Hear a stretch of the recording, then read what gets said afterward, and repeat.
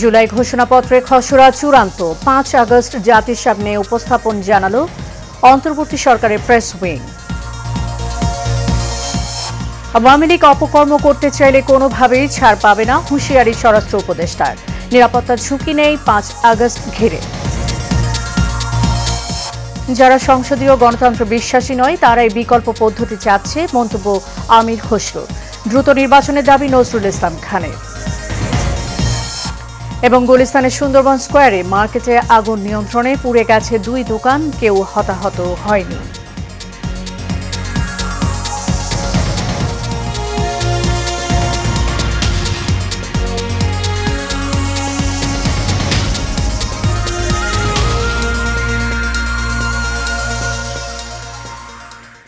স্বাগত এশিয়ান নিউজের সাথে আছি সাবরিনা জিয়া। এতক্ষণ শুনছিলেন বিআরবি কেবল ইন্ডাস্ট্রিজ লিমিটেড সংবাদ শিরোনাম। এবার চলে যাব পুরো খবরে।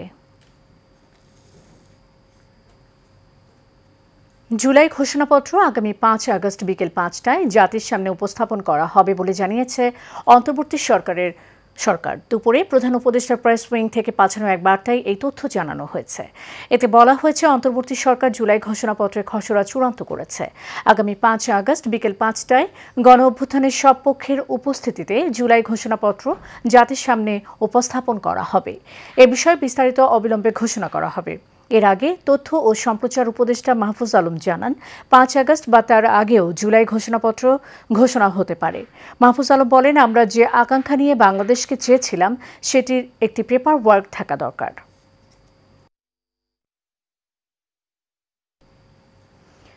দেশকে নিয়ে যদি কেউ ষড়যন্ত্র করতে চায় তাহলে তাদেরকে ছাড় দেওয়া হবে না বলে জানিয়েছেন স্বরাষ্ট্র উপদেষ্টা অবসরপ্রাপ্ত লেফটেন্যান্ট জেনারেল জাহাঙ্গীর আলম। সকালে রাজধানী মোহাম্মদপুর থানা পরিদর্শন শেষে সাংবাদিকদের কাছে একথা বলেন তিনি। এ সময় স্বরাষ্ট্র উপদেষ্টা বলেন, ৫ আগস্টের পর দেশে আইনশৃঙ্খলা পরিস্থিতি বেশ ভালোই চলছে। তারপরও দেশকে যদি কেউ অস্থিতিশীল পরিস্থিতি করতে চায় তাদের বিরুদ্ধে কঠোর ব্যবস্থা নেওয়া হবে।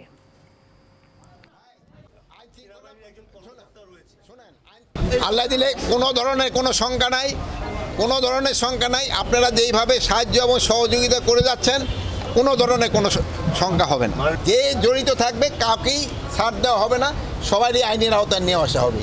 আর যেহেতু আপনারা বললেন যে তাদের কার্যক্রম নিষিদ্ধ করা হয়েছে, এবং তারাও যদি কোনো রকমের অপকর্ম করতে চায় কোনো রকমের ছাড় পাবে না। যারা সংসদীয় গণতন্ত্রের প্রক্রিয়ার বাইরে গিয়ে দেশের পরিবর্তন আনতে চায় তারাই আগামী দিনের গণতন্ত্র এবং নির্বাচনকে বাধাগ্রস্ত করবে বলে মন্তব্য করেছেন বিএনপি স্থায়ী কমিটির সদস্য আমির খসরু মাহমুদ চৌধুরী। সকালে রাজধানীতে আয়োজিত এক স্মরণ সভায় একথা বলেন তিনি। দ্রুত নির্বাচনের আহ্বান জানিয়ে বিএনপির এই নেতা বলেন, বিপ্লবোত্তর যেসব দেশ দ্রুত গণতন্ত্রে ফিরে যেতে পারেনি তারা গৃহযুদ্ধের দিকেই গেছে। সোহাগ মিয়ার ক্যামেরায় কাউসার আহমেদের রিপোর্ট। বিএনপির প্রয়াত ভাইস চেয়ারম্যান আব্দুল মান্নানের পঞ্চম মৃত্যুবার্ষিকী উপলক্ষে স্মরণ সভায় বক্তব্য রাখেন বিএনপির কেন্দ্রীয় নেতা সহ তার স্বজনেরা। মান্নান চাচার যে স্বপ্ন উনি দেখেছিলেন বাংলাদেশের, যে স্বপ্ন শহীদ রাষ্ট্রপতি জিয়াউর রহমান দেখেছিলেন, সেই স্বপ্নটাই যেন আমরা বাস্তবায়ন করতে পারি। আজকে আমরা অন্তর্বর্তী সরকার পেয়েছি, এদেশে অন্তর্বর্তী সরকার। এটা নিয়ে কিন্তু তিনি 2004 সালে লিখেছিলেন যে অন্তর্বর্তী সরকার বনাম তত্ত্বাবধায়ক সরকার। এখন পর্যন্ত আমার মেয়ের গলায় একটা কাটা দাগ আছে, ওরা এসে গুলি করলো, কাজ এসে আমার মেয়ের গলায় লাগলো। আমি আর যাই হোক হাসিনাকে কোনোদিনও ভুলবো না। স্মরণ সভায় প্রধান অতিথির বক্তব্যে বিএনপির স্থায়ী কমিটির সদস্য আমির খসরু মাহমুদ চৌধুরী বলেন, যারা সংসদীয় গণতন্ত্র বোঝে না তারাই নতুন নতুন আবিষ্কারে লিপ্ত রয়েছে। ঐক্যমত্যের প্রত্যেকদিন একটা সভা চলছে, কত ধরনের আবিষ্কার আমরা দেখতে পাচ্ছি। কোনো আবিষ্কারের তো দরকার নেই, সংসদ হচ্ছে সবকিছুর মূলে। All road leads to the parliament. আপনার সব সমাধান সংসদে হতে হবে। সংসদ প্লেনারি সেশন হচ্ছে, সংসদীয় কমিটিগুলো আছে এবং সব কমিটির মধ্যে চেক এন্ড ব্যালেন্স আছে। জানান, বিপ্লবের পরে যারা দ্রুত গণতন্ত্রের দিকে ফিরে যেতে পেরেছে তারাই উন্নতি করেছে, তা না হলে পিছিয়ে যেতে হবে। সমাধান গণতান্ত্রিক প্রক্রিয়ার মাধ্যমে হতে হলে সেটা পার্লামেন্টারি সিস্টেমের মধ্যে যেটা আছে সেটাকে আপনাকে মেনে নিয়ে করতে হবে। এর বাইরে অন্য কোনো ফরেন বডি এনে এটার উপর আপনি নিয়ন্ত্রণ আনতে চাইলে গণতন্ত্র কাজ করবে, তখন আবার আরেকটা গোষ্ঠী সেখানে শক্তিশালী হয়ে যাবে। উল্লেখ করেন শেখ হাসিনা সংসদীয় প্রক্রিয়াকে ধ্বংস করে দিয়েছে। দীর্ঘ সময় নিয়ে নিজেদের মধ্যে দ্বিধাদ্বন্দ্বে লিপ্ত হয়েছে, সেই দেশগুলো সিভিল ওয়ারের মধ্যে গেছে। কাউসার আহমেদ, এশিয়ান টেলিভিশন, ঢাকা। গত 16 বছরে অব্যাহত প্রচেষ্টার ফলে সংঘটিত হয়েছে জুলাই অভ্যুত্থান। বিএনপি বারবার লড়াই করে বিজয়ী হলেও সে বিজয় ছিনিয়ে নেওয়া হয়েছে বলে মন্তব্য করেছেন বিএনপির স্থায়ী কমিটির সদস্য নজরুল ইসলাম খান। তিনি শঙ্কা প্রকাশ করে বলেছেন, নির্বাচনের মাধ্যমে গণতান্ত্রিক ব্যবস্থা ফিরে না আসলে আবারও ফ্যাসিবাদ মাথাচাড়া দিয়ে উঠতে পারে। এই পরিস্থিতি মোকাবেলায় জুলাই আন্দোলনে অংশ নেওয়া সব পক্ষকে সচেতন থাকার আহ্বান জানান তিনি। আজ রাজধানীর তেজগাঁয়ের এফডিসিতে আয়োজিত ডিবেট ফর ডেমোক্রেসির ছায়া সংসদ বিতর্ক প্রতিযোগিতায় তিনি এসব কথা বলেন। দুর্নীতি অনাচার থেকে যদি আমরা জাতিকে রক্ষা করতে না পারি তাহলে বাংলাদেশ আমাদের সকল অর্জন ব্যর্থ হয়ে যাবে উল্লেখ করে তিনি আরও বলেন, বিএনপি, জামায়াত ও এনসিপি সহ অন্যান্য দলগুলোর মধ্যে দূরত্ব যতই থাকুক না কেন এরা কেউই অগণতান্ত্রিক দল নয়। জুলাই গণ অভ্যুত্থানে অন্যতম টার্নিং পয়েন্ট ছিল সাবেক সেনা কর্মকর্তাদের রাজপথে নামা, এমন মন্তব্য করেছেন এবি পার্টির চেয়ারম্যান মুজিবুর রহমান মঞ্জু। আজ রাজধানী বিজয়নগরে এবি পার্টির কেন্দ্রীয় কার্যালয়ে 36 জুলাই গণ অভ্যুত্থানে অবদান রাখা অবসরপ্রাপ্ত সেনা কর্মকর্তাদের সঙ্গে মতবিনিময় সভায় তিনি এই মন্তব্য করেন। তিনি আরও বলেন, জুলাইয়ের বিজয় জনতার সম্মিলিত ঐক্যের প্রতিফলিত রূপ। এই ঐক্যকে ধরে রাখার আহ্বান জানান তিনি। অনুষ্ঠানে এবি পার্টির প্রতিষ্ঠাতা আহ্বায়ক AFM সুলাইমান চৌধুরী সহ অবসরপ্রাপ্ত সেনা কর্মকর্তারা বক্তব্য রাখেন।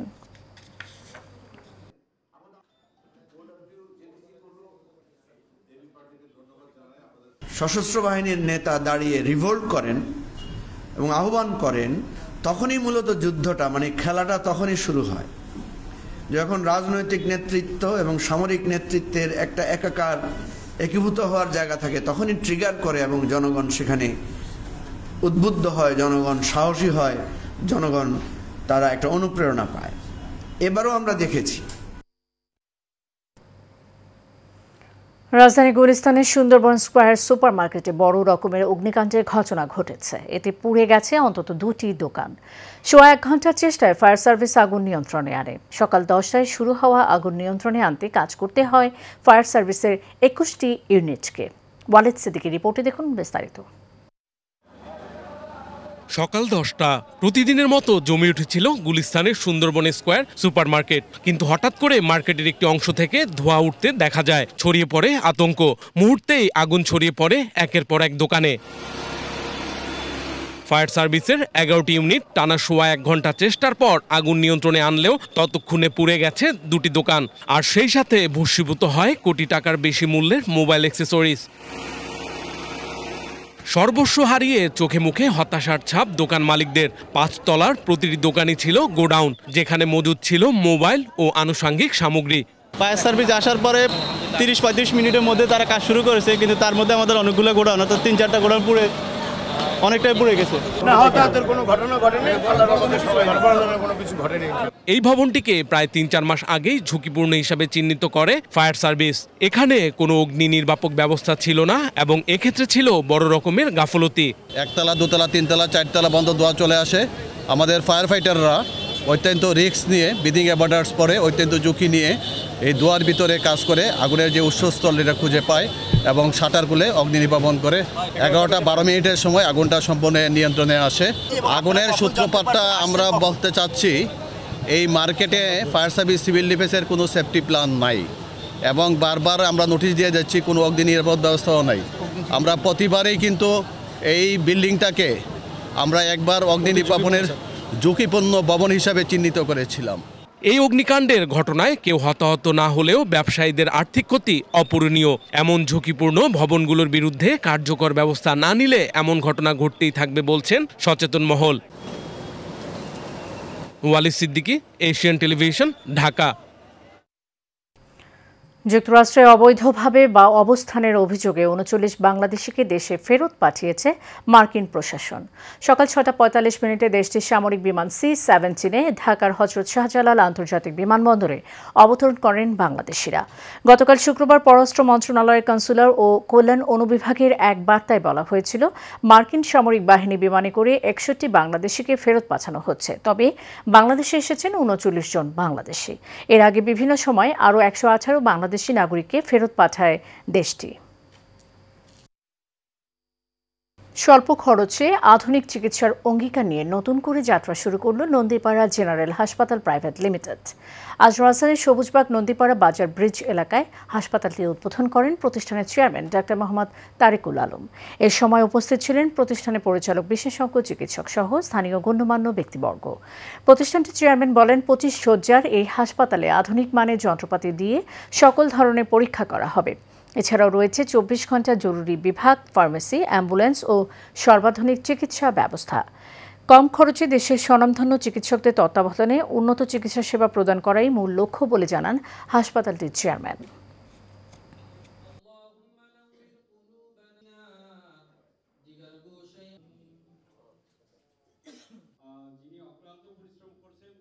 আমাদের এই প্রতিষ্ঠান শুধু আমাদের না, এটা আপনাদের প্রতিষ্ঠান। আমরা স্বচ্ছতার ভিত্তিতে এখানে সেবা দিব। আশা করি আপনারা সবাই এখানে সেবা নিতে আসবেন এবং এসে আমাদের প্রতিষ্ঠানকে ধন্য করবেন। এ পর্যায়ে সারা বাংলা। বিএনপির 31 দফা বাস্তবায়নের লক্ষ্যে চাঁদপুরের কচুয়ায় গো হজ উত্তর উচ্চ ইউনিয়ন বিদ্যালয় এবং বিএনপি এবং অঙ্গ ও সহযোগী সংগঠনের আয়োজনে কর্মী সভা অনুষ্ঠিত হয়েছে। শুক্রবার বিকেলে পালগিরি উচ্চ বিদ্যালয়ের মাঝে কর্মী সভায় প্রধান অতিথির বক্তব্যে সাবেক শিক্ষা প্রতিমন্ত্রী ডক্টর আনম ইহসানুল হক মিলন। তিনি বলেন, দেশের মানুষ নির্বাচন চায়। অন্তর্বর্তীকালীন সরকারের প্রধান কাজ জাতীয় সংসদ নির্বাচন দিয়ে দেশে গণতন্ত্রের প্রক্রিয়া ফিরিয়ে আনা। ইউনিয়ন বিএনপি সভাপতি শাহ আলম পাচুয়ারির সভাপতিত্বে ও উপজেলা যুবদলের সহ সভাপতি সাখাওয়াত হোসেন শাক্কর পরিচালনায় এ সময় বক্তব্য রাখেন সাবেক বিএনপি সভাপতি শরীফুদ্দিন মিয়া, উপজেলা বিএনপির সভাপতি খায়রুল আবেদিন স্বপন সহ আরও অনেকে। কুষ্টিয়ায় কৃষকদের আত্মনির্ভরশীল হিসেবে গড়ে তোলা ও প্রান্তিক পর্যায়ে কৃষকদের দোরগোড়ায় ব্যাংকিং সেবা পৌঁছে দেওয়ার লক্ষ্যে বাংলাদেশ কৃষি ব্যাংকের খুলনা বিভাগীয় ব্যবসায়ী সম্মেলন অনুষ্ঠিত হয়েছে। কুষ্টিয়া জেলা শিল্পকলা একাডেমি অডিটোরিয়ামে এই সম্মেলনের আয়োজন করা হয়। বাংলাদেশ কৃষি ব্যাংক বিভাগীয় কার্যালয় কুষ্টিয়া মহাব্যবস্থাপক উৎপল কবিরাজের সভাপতিত্বে সম্মেলনে প্রধান অতিথি বক্তব্য রাখেন বাংলাদেশ কৃষি ব্যাংকের উপব্যবস্থাপক পরিচালক মোহাম্মদ আব্দুর রহিম। অনুষ্ঠানে বিশেষ অতিথি ছিলেন বাংলাদেশ কৃষি ব্যাংক ঋণ আদায় বিভাগের মহাব্যবস্থাপক মোহাম্মদ সালাউদ্দিন রাজীব, বাংলাদেশ কৃষি ব্যাংক কার্যালয়ের নিরীক্ষা কর্মকর্তা রামকৃষ্ণ দেবনাথ সহ আরও অনেকে।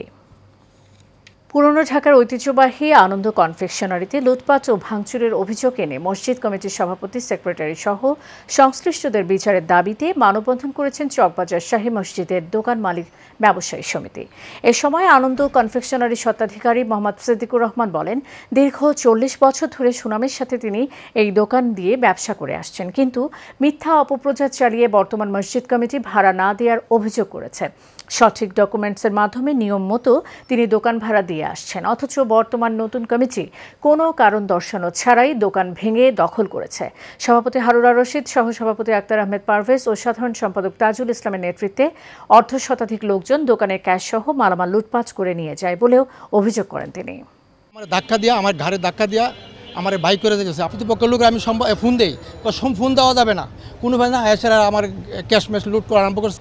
62টা দোকানে মালিক হয়ে আমরা বিচার চাই, সূক্ষ্ম বিচার চাই। আজকে এই মবের উছিলায় কিন্তু আজকে আমার দোকানটাকে এই অবস্থা থেকে তছনছ করে আমার ব্যাপক ক্ষয়ক্ষতি করেছে, ম্যানেজারকে মেরেছে এবং টাকা পয়সা পুঁজিপতি সব নিয়েছে। এবার অ্যাবাউট আমার 50 থেকে 60 লক্ষ টাকা সব নিয়ে গেছে তারা। ঢাকার কামরাঙ্গীরচরে সন্ত্রাস ও চাঁদাবাজি বন্ধের দাবিতে বিক্ষোভ সমাবেশ ও মানববন্ধন করেছে এলাকাবাসী। বক্তারা বলেন, মধ্য ইসলাম নগরের বাসিন্দা গাজা বাবুল ও তার সহযোগী শাহিন, শামীম ও সানাল মাদক সন্ত্রাস, চাঁদাবাজি সহ নিরীহ মানুষকে ভয়ভীতি প্রদর্শন করে অতিষ্ঠ করে তুলেছে।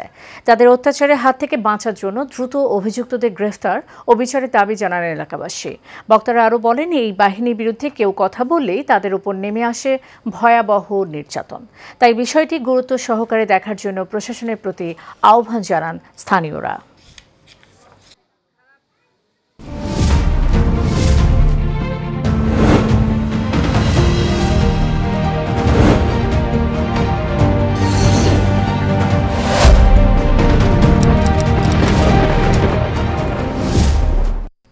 এ পর্যায়ে প্রবাস সংবাদ।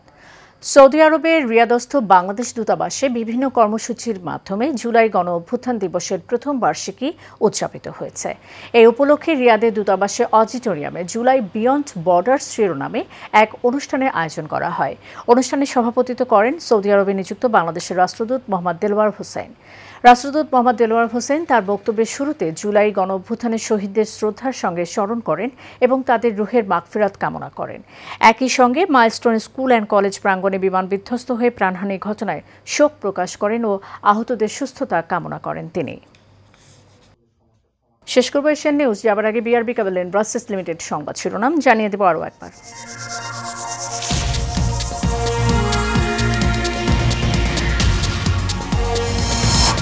জুলাই ঘোষণাপত্রের খসড়া চূড়ান্ত, 5 আগস্ট জাতির সামনে উপস্থাপন, জানালো অন্তর্বর্তী সরকারের প্রেস উইং।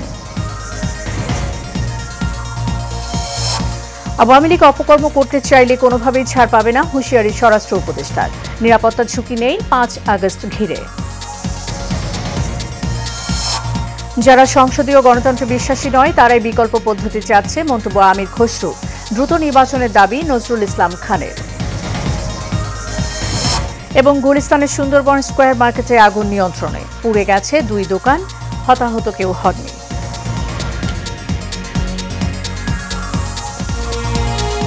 এশিয়ান নিউজের পর্যন্তই, পরের সংবাদ দেখার আমন্ত্রণ রইল। ধন্যবাদ সাথে থাকার জন্য।